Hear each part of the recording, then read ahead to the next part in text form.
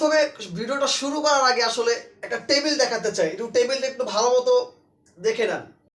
পাকিস্তান দল তাদের ইতিহাসের সর্বোচ্চ চেষ্টা করতে শ্রীলঙ্কার এগেইনস্টে 382 রান করতে সক্ষম হয়েছিল 2015 সালে এবং সেকেন্ড হাইয়েস্ট চেস কিন্তু করতে পেরেছে 344 রান, এটাও শ্রীলঙ্কার এগেইনস্টে 2022 সালে। প্রশ্নের জায়গা হচ্ছে বাংলাদেশের এগেইনস্টে 437 রান চেস কি করতে পারবে আদৌ পাকিস্তান? আদৌ কি সেটা সম্ভব? সো টেবিলটা দেখা হয়েছে, কথাও বলা হয়েছে।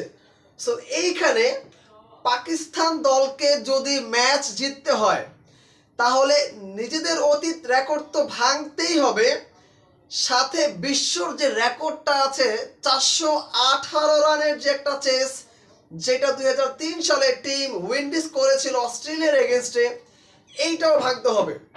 আদৌ কি সম্ভব? পাকিস্তান টিম এখনকার সময় যে টিমটা আছে এই টিমটার পক্ষে আমার কাছে মনে হয় যদি 1-2 অর্থাৎ দুইবার যদি ব্যাটিং দেওয়া হয় পাকিস্তান টিমকে, আমার মনে হয় না পাকিস্তান টিম 437 রান চেস করতে পারবে।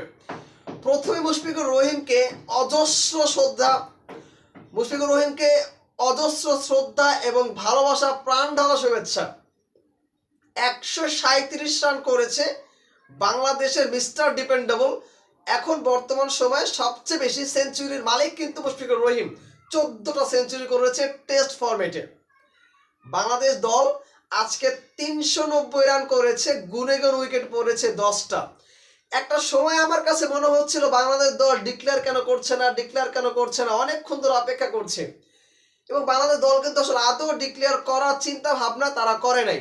তাদের ইচ্ছা ছিল রানটা যত বেশি বাড়ানো যায়, তত বেশি রান বাড়ানো যাবে, বাংলাদেশ দল তত রিল্যাক্স থাকবে এবং পাকিস্তান দলকে প্রেসারে রাখা যাবে। সেই চিন্তা ভাবনা থেকেই হয়তোবা ডিক্লেয়ার ঘোষণাটা করা হয়নি এবং শেষের দিকে হয়তোবা মুশফিকুর রহিম চেয়েছিলেন 150 রানের একটা ইনিংস ক্যারি করতে, যার জন্য আরো কিছুটা সময় আসলে অতিবাহিত করা হয়েছিল, বাট সেটা করতে পারে নাই। 137 রানেই শেষ ফুল স্টপটা তাকে করতে হয়েছে। আউট হয়ে তিনি প্যাভিলিয়নে ফিরে গেছেন এবং তিনি যেভাবে করে হেলমেটটাকে লাথি মেরেছেন, আমি তো অবাক যে লাথি মারার কারণটা আসলে কি। সো পরে আমার কাছে মনে হয়েছে যে ঘটনাটা ঘটেছে সেটা আসলে তিনি হয়তো 150 রান করতে পারে নাই বিধায় আসলে তিনি ওরকম একটা সিচুয়েশন তিনি দেখিয়েছেন।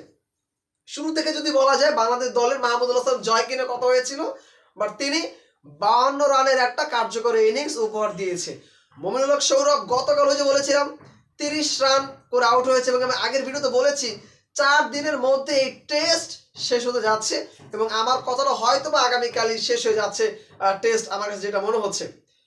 সেখান থেকে শুরু করছে বাংলাদেশ দল 110 থেকে এবং আজকে বাংলাদেশ দল আরো 270 রান অ্যাড করেছে, 280 রান অ্যাড করেছে বাংলাদেশ দল। আজকে আরো 7টা উইকেট পড়েছে, অ্যাড করেছে 270, টোটাল 390 করেছে।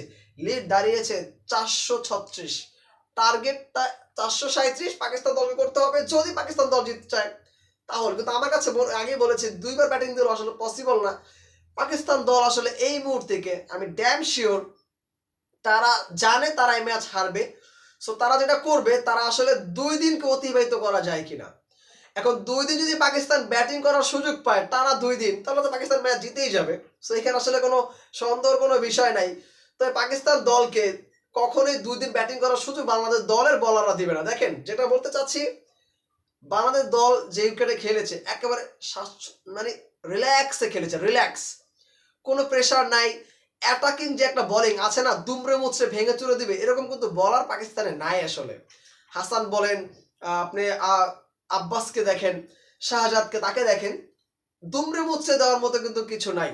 তাদের বোলিং গতি হচ্ছে অ্যাভারেজ 125, 26, 27, 30। বাট বাংলাদেশের নাহিদ জানা, তাসকিনকে এই বল খেলার সামর্থ্য বাবর আজমের কি আজও আছে? আছে, হয়তো বা 2, 4, 5টা 4 এরপর আউট হয়ে যাবে, এটা নিশ্চিত বলাই যায়। সো বাংলাদেশের এই স্লো উইকেটটা আসলেই স্লো, বল একটু দেরিতে আসে, খানিক সময় বাউন্স হচ্ছে, কখনো লো হয়ে যাচ্ছে।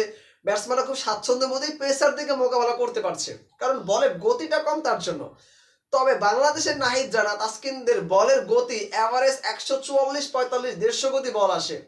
সেই বলে বাবর আজম, রেজওয়ানরা খুব একটা টেকসই হবে বলে আমার কাছে মনে হচ্ছে না।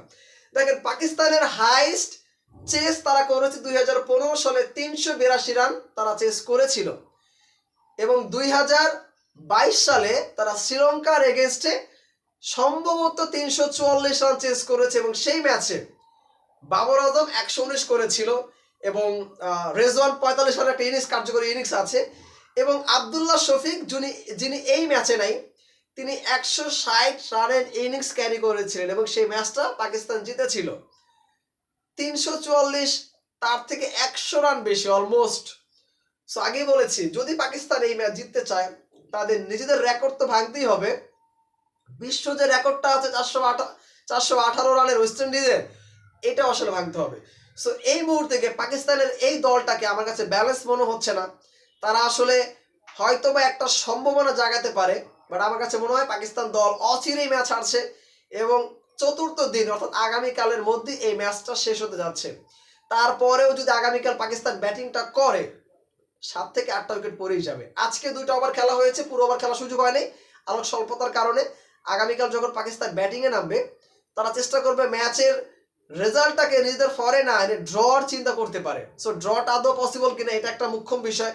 ড্র তো পসিবল না টোটাল তাদের চিন্তা থেকে আসলে, বাট বাংলাদেশের প্রেক্ষাপটে চিন্তা করলে বাংলাদেশ দল এই ম্যাচ জিততে যাচ্ছে এবং সত্যিকার অর্থেই মুশফিকুর রহিম, লিটন কুমার দাস 69 রানের একটা কার্যকরী ইনিংস খেলেছেন, মমিনুল হক সৌরভ এবং মাহমুদুল জয়, এই 4জন মিলে কিন্তু বাংলাদেশ স্কোরটাকে বিল্ড আপ করেছে। এখন বাকি কাজটা করতে হবে তাসকিন, নাহিদ, শরীফুল, মেহেদী হাসান মিরাজ এবং তাইজুল, এই 5 জন বলার মিলে বাংলাদেশকে জেতানোর একটা যে পায়তারা সেটা তারা করবে এবং পাকিস্তানের গুণে গুণে 10টা উইকেট বাংলাদেশ দল নেবে আগামীকালের মধ্যে। এটা আমার দৃঢ় বিশ্বাস। আপনারও বিশ্বাস কিনা কমেন্ট বক্সে কমেন্ট করে জানাবেন এবং বাংলা ওয়াশ করার জন্য বাংলাদেশ দলের মঞ্চ রেডি। জাস্ট বাংলাদেশ দলকে এখন শুধু সেই অনুযায়ী ইনস্ট্রাকশন অনুযায়ী চলতে হবে, আর কিছুই না।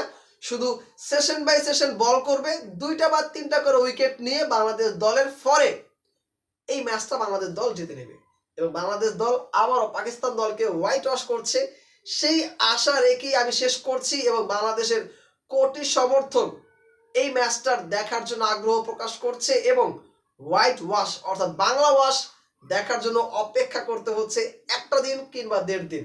সো দেখা যাক বাংলাদেশ দল কত দ্রুত পাকিস্তানকে বাংলা ওয়াশ করে। ধন্যবাদ সবাইকে, আসসালামু আলাইকুম।